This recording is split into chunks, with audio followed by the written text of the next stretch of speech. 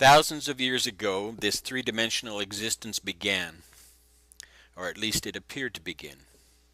When it began and how it began has been the age-old question that has been toyed with but never adequately answered to this day. The information presented in this video and the companion blog site illuminatiMATRIX.wordpress.com lays the groundwork and the foundation for when this all began.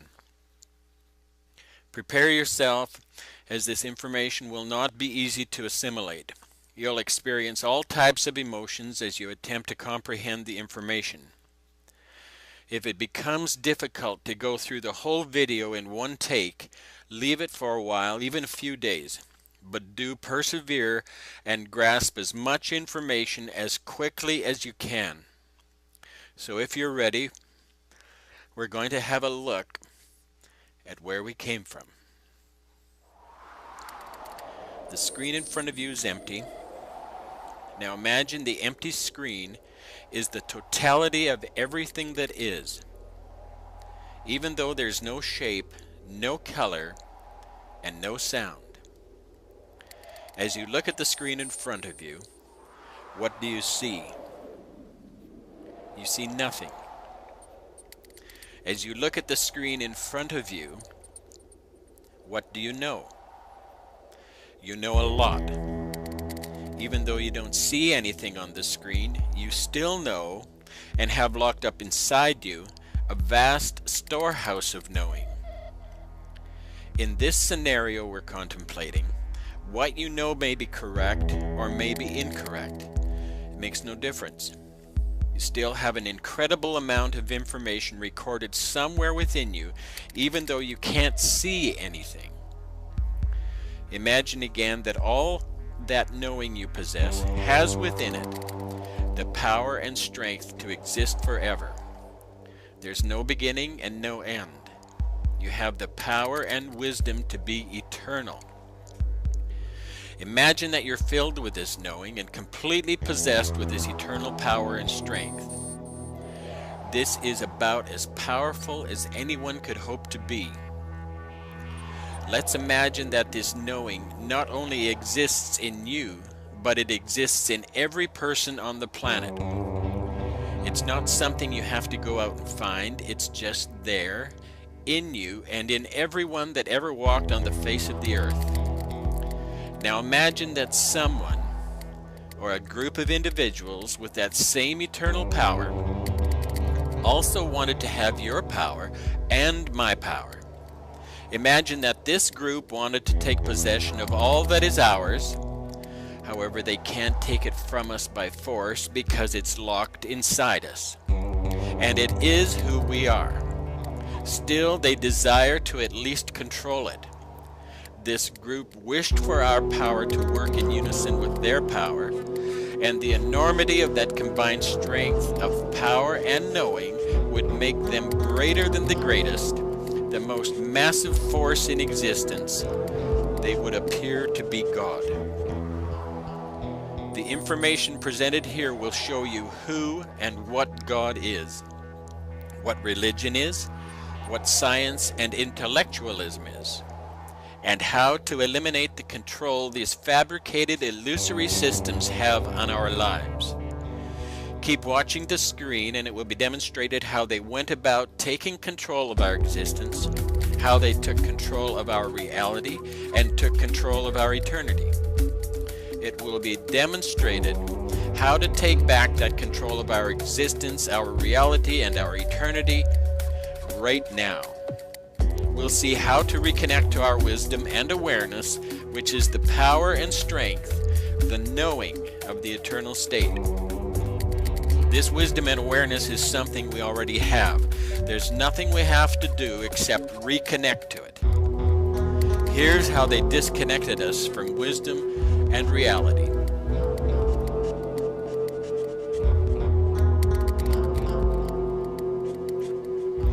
Through a process called thinking, the root, the seed of manipulation, was planted by the patron of thinking. A patron is someone who has the right to appoint or to bestow a privilege. Let's call this patron a proton. The positive originator or father of thinking. Let's call this father of thinking thought.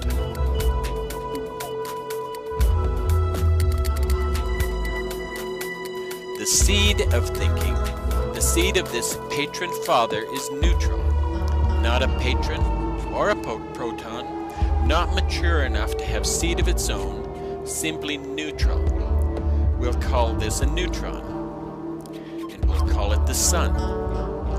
This is the seed or son of the father.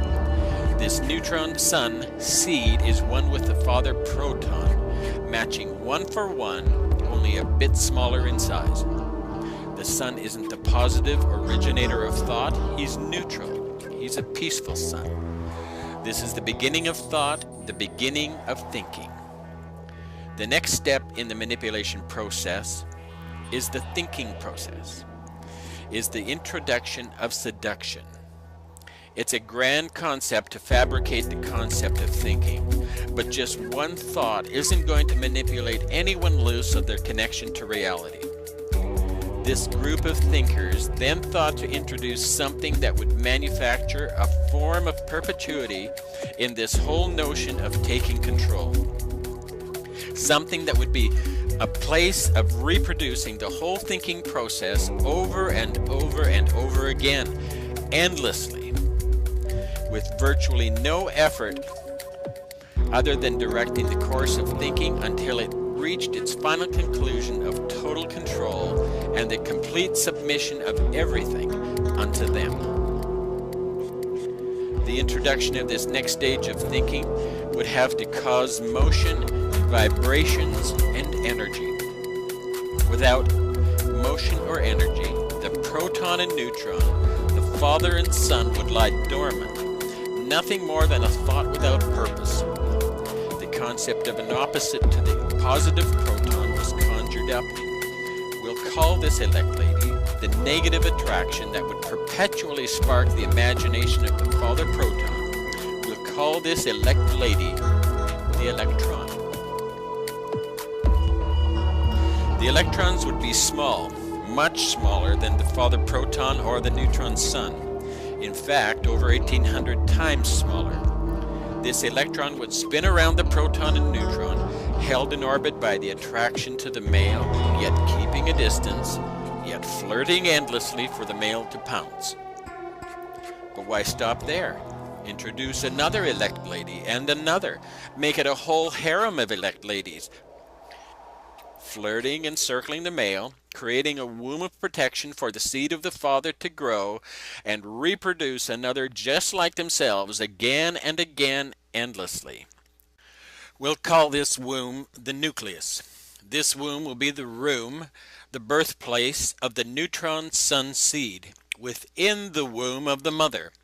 This mother we'll call matter.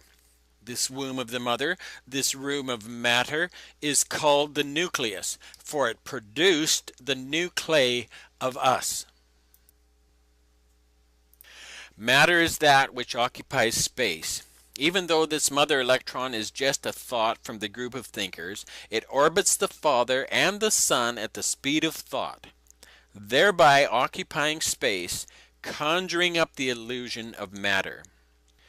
Observe closely. The nucleus forms a hexagon in this two-dimensional demonstration. The hexagon is the form of two overlapping triangles which have been created by the electrons orbiting the proton and neutron.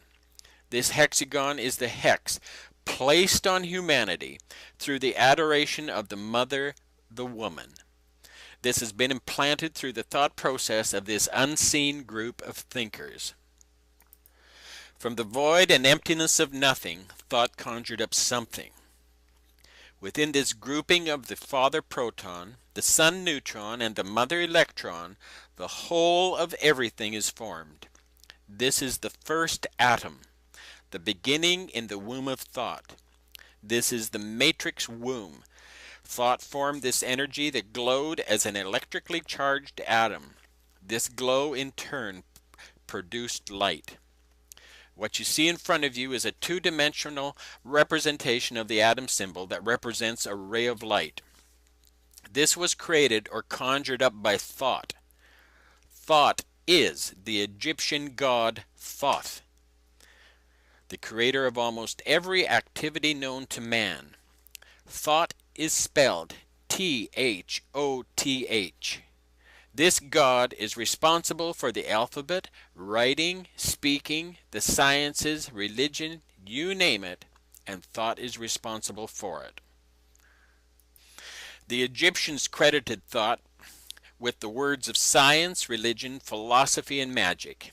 The Greeks credited thought as the inventor of astronomy, astrology, the science of numbers, mathematics, geometry, land surveying, medicine, botany, theology, civilized government, the alphabet, reading, writing, and oratory.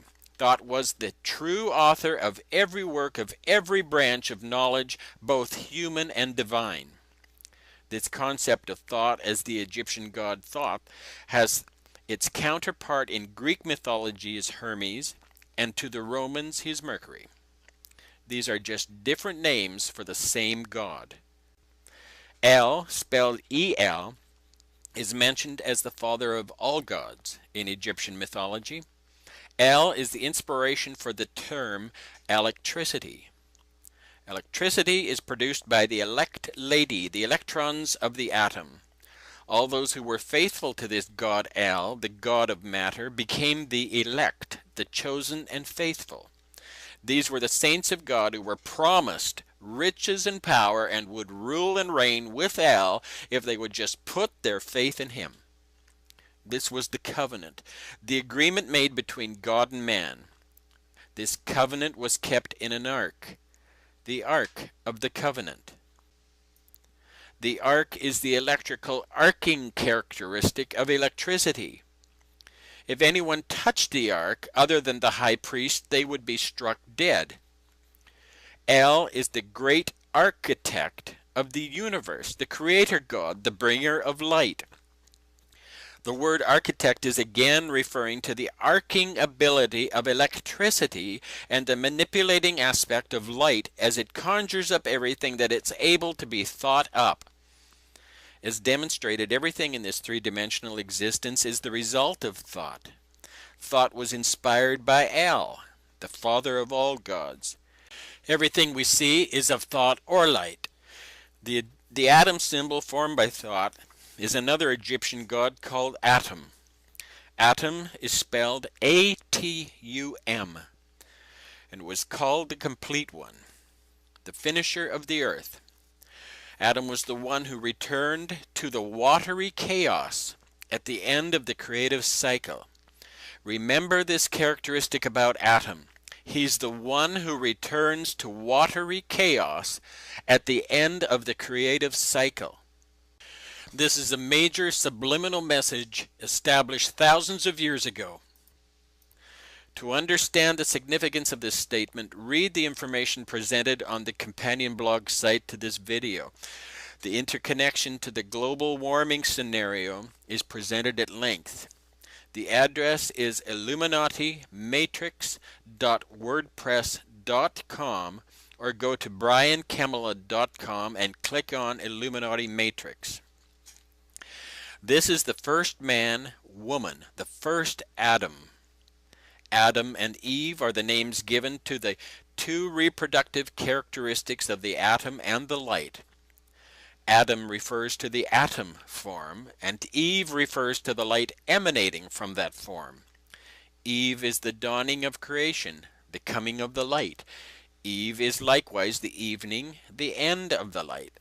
This symbolizes the beginning and the end, the Alpha and the Omega of the bringer of light. Adam and Eve together are symbolic names for the electrically charged atom symbol, which in turn symbolize the light bringer, the bright morning and evening stars. Together they represent the creator of light, the creator god called Lucifer, who is the light bringer. The Adam and Eve that formed the light form the lie or deception created by the light. The light is the lie. This lie is the eye of the illuminated ones or the enlightened ones. This is the all-seeing eye. In this way, Eve, the symbolic morning and evening light, produces the physical light, which is the ability to see. The ability to see in this three-dimensional existence is produced by the electricity contained within the atom. We are further told that thought gave birth to Nefertum. He was a type of young atom. Nefertum was referred to as the sunrise, which means he who is beautiful. This corresponds to the concept of Lucifer, the bright and morning star, who led the way for the sunrise and the approaching dawn. You can see from all this mythology that it is firmly entrenched in the structure of an atom symbol.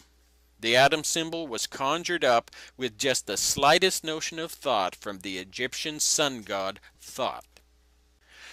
The light now fills the earth with its rays. This is yet another Egyptian sun god called Re, or Ra, or again Amun-Ra.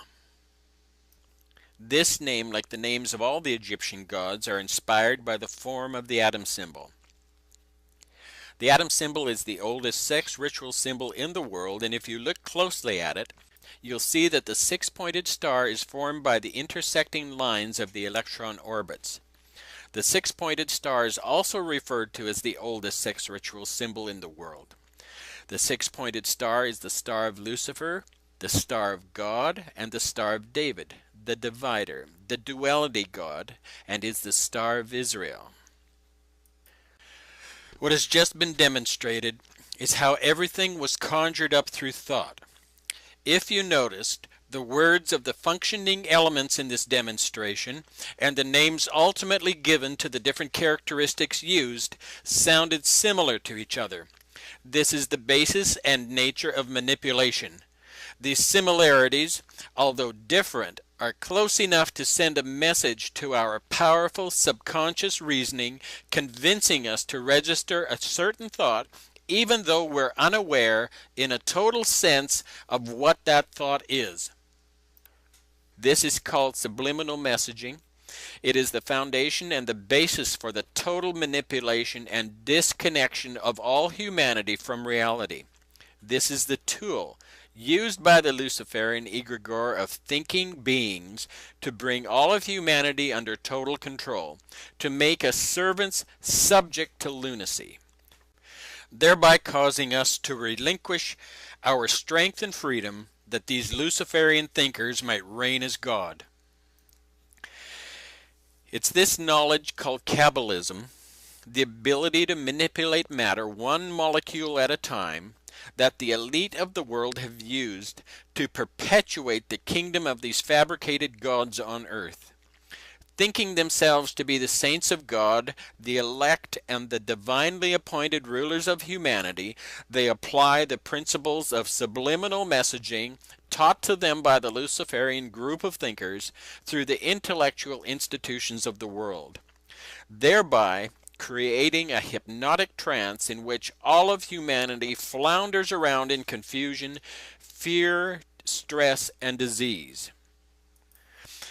This Kabbalistic information has been handed down through the religious and intellectual systems that have plagued the world since the beginning of this conjured-up creation. Kabbalism kicked into high gear with the onslaught of the Renaissance around the year 1000 AD. The Renaissance literally means the rebirth of thinking. This is not to say that the Luciferian egregore group stopped thinking previous to that. What this does say is that the push for total domination, total submission, and total control was now on. What we'll focus on next is how this conjuring up of light manipulates all of humanity, and how to reconnect to our awareness and wisdom and the eternal power that is rightfully ours. Everything that's visible within this three-dimensional space is light. If matter is accelerated to the speed of light times the speed of light, it becomes energy, which is light. All that exists is formed from energy and light.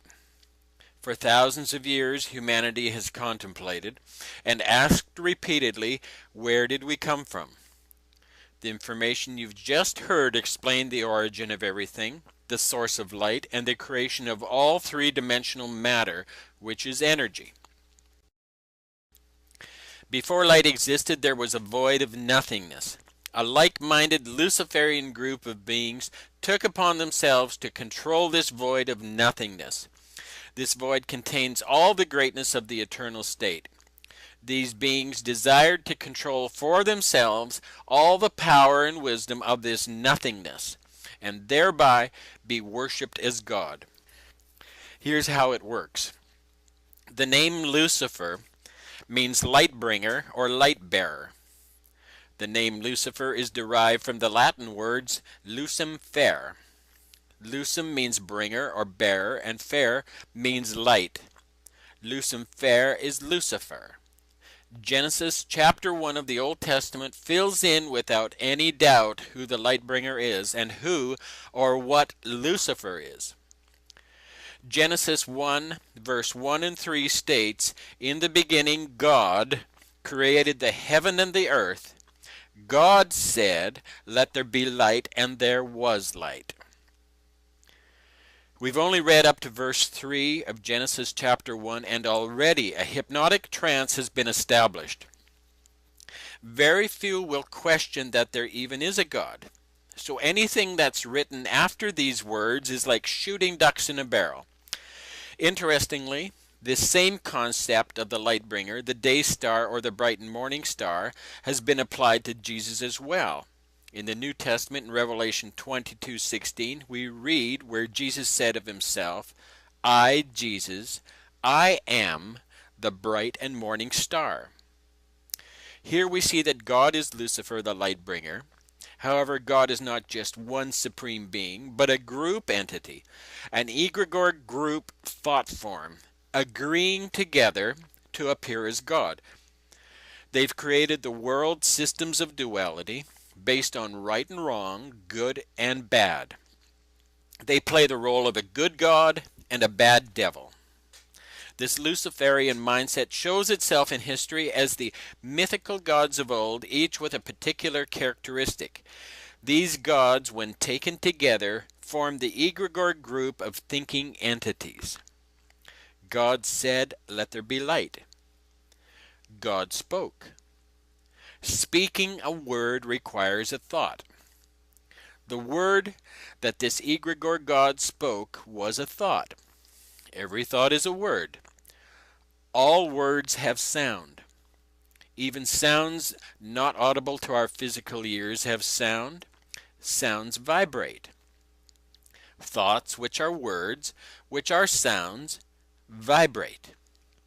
Vibration is energy. Energy has a strange characteristic in that it glows. Glowing is light. Therefore, thoughts are light. Everything you see is just a thought, conjured up by the Luciferian group of thinkers, and everything you see is formed by thought. Following this thought to word to sound trail ultimately leads to the creation of light. The very nature of light is to corrupt. This thought process called thinking has created the corruptible three-dimensional realm. Everything in this 3D space corrupts and dies.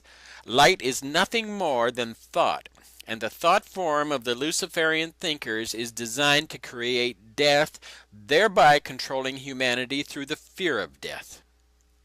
This God purposely and willfully created the concept known as death, and that's all death is, a concept. Death is an illusion, a manipulation of light through thought. Manipulating humanity with this illusion instills fear and desperation. Fear is the foundational characteristic that allows hypnotic, subliminal thought light patterns to be focused and injected into and forced to pass through our crystal brain. Our human three-dimensional brain has the same physical characteristics as that of a solid crystal or prism, except in liquid form. There's nothing godly, loving, or sweet about this group entity or its method of manipulation. For thousands of years, the use of fear and desperation has resulted in murders, wars, bloodletting, and endless disease. Children have been tortured, women have been raped, and men have marched blindly off the plank into the ocean of hypocrisy and death. This has all been courtesy of the God of the Bible, the God of love, the God of the Old and New Testaments, the God of the Quran, the God of Buddha, the God of every religion and intellectual system known to man. This is the God of light, the Luciferian light bringer. Genesis 1 continues to say that God saw the light, that it was good. But good for who? Obviously good for those who were using it to control humanity through the manipulation of light. Yet again we have another subliminal. God doesn't say that anything is bad, it's just implied, suggested, implanted. If light is good, then something must be bad. When we consider how we see things in this 3D space, we're told from an intellectual perspective that light enters through the pupil of our eye, where it strikes the back of the eye, where it's reversed, and then travels along a neurological path to our brain, where it's flipped right side up again, and we see an image. Unfortunately, this is incorrect. Light is thought, and the thought of what we are intended to see is implanted within the liquid crystal prison of our brain. The suggestion, which originated from the Luciferian mindset, travels through the crystal brain, and similar to a ray of light passing through a rain shower, a rainbow of three-dimensional color, form, and sound explodes in front of us. Whatever suggestion is attached to that explosion emanating from our crystal brain determines color, shape, depth, sound, and so on. The things we see, the sounds we hear, the smells we smell, all these details are within the thought, which is the word, the sound, the vibration, the energy, the glowing, and is the light. This has all been implanted in our brains as subliminal suggestion, and we believe it. Because we believe our senses and all the suggestion attached to them, it seems real. Even the sun, moon, and stars that reflect light to our eyes make up the hypnotic suggestion to convince us that what we see is real. It's only light. It's just a seductive, illusory, convincing thought form conjured up by the Luciferian group of thinkers. The simplest way to understand this is to imagine a stage hypnotist with his subject in a trance. The hypnotist suggests certain things, and the subject is only able to see and hear those things the hypnotist is suggesting. The subject can hear the voice of the hypnotist, and true to the suggestion, he can see a giraffe or an elephant or whatever is suggested. The hypnotized subject can't see the audience, can't hear them laughing. The subject can only recognize those things the hypnotist suggests. Why can't the hypnotized subject see the audience or anything other than what the hypnotist suggests? Simply because the suggestion is a subliminal thought, a word, and it created a whole new light pattern to emanate from the entranced subject's eyes. His eyes and ears still function, but because the thought implanted in the crystal brain has changed, then the reality of what seems to be real also changes. The hypnotized subject's eyes and ears work perfectly, but the reality is the hypnotized subject can't see anything other than the words suggested. But why? Why can't the subject in a trance see anything else? Because the audience and everything associated outside the trance state really isn't there. If the audience members were really there, really three-dimensional and really solid, then the eyes of the subject in the trance state would see them. The audience can't be seen because the audience is just light, just a thought, and when the new reality state, the new thought pattern, doesn't include them anymore, they cease to appear as a three-dimensional form. The audience didn't die. They didn't leave the theater. The subliminal messaging changed. The reality shifted and they ceased to appear as three-dimensional. From this we have to keep in mind that light goes out of our eye. This is how we see. Light is a thought implanted in our crystal brain and explodes into a three-dimensional rainbow of forms right before our eyes. Thought patterns are contrived to distract us from our place in the present moment. There is no such thing as time and space. Just a three-dimensional light illusion simulating something called time and space. When we can be manipulated to leave the present moment, the seduction of the thought energy light illusion is able to control our strength and power. Staying in the present moment of awareness allows us to reconnect to our original state.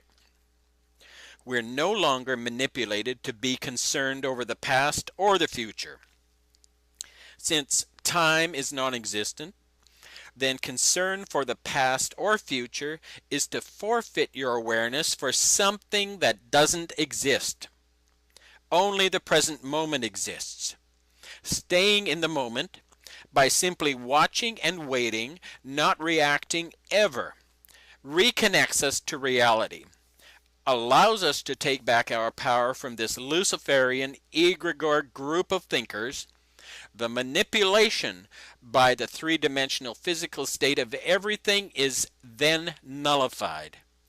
As we connect to the eternal state of awareness, that state of no thing, that state of no three-dimensional thing, which in turn is nothingness. Our power and strength, our wisdom and knowing exists in the moment before thought. We have no thoughts of our own. All thoughts are implanted by the perpetual motion set into play from the beginning of this conjured-up creation. We are taught to believe that a thought can originate with us. It can't. The three-dimensional system implants all our thoughts so that we then experience the reality they, the Luciferian thinkers, want us to have. Reconnect to wisdom. Watch and wait. Don't get upset when you're instructed to. Don't react when you're demanded to. Don't resist when you think you want to. Don't try to suppress your feelings when they tell you to suppress your feelings. Just observe these thinkers telling you to suppress your feelings. And this little act of watching and waiting puts you in control of you. You reconnect with your awareness, and the manipulation perpetuated through the religious and intellectual systems of the world is neutralized. Nothingness is our original eternal state of patience, joy, beauty, caring, knowing, and freedom. It's the power of this awareness that these entities desire to control. You'll notice that the octagon symbol appears in red as a familiar stop sign. This is a symbol of total control. The octagon symbol is a major subliminal message used to seductively manipulate humanity into the precarious position of a pending devastation. This octagon is formed from one of the light atom symbols, which is a zodiac cross. This is the sun god on the cross. The light atom symbol is one cross. When you take this cross and give it a 45-degree twist, then overlay it behind the first atom symbol, in effect, what you have are two crosses which were used to form the atom symbol. These two crosses now form what is called the double cross. This is the cross of religion and intellectualism. This is the cross of duality, the cross of death, deceit, destruction, and every diabolical system known to man. Not only is this double cross the subliminal shape of the stop sign, a symbol of total control, it is the shape of the Freedom Tower being built to replace the World Trade Center in New York City. This tower has nothing to do with freedom, but has everything to do with the destruction of the undesirables. or in Luciferian language, the cleansing of the ungodly from the face of the earth. The elite implement this double cross at every opportunity when it comes to perpetuating and completing the agenda on behalf of the greed of the Luciferian thinkers. Their greed drives their desire to be worshipped as God. Their desire fosters thought, and thought fosters the whole three-dimensional experience. And the rest is literally history.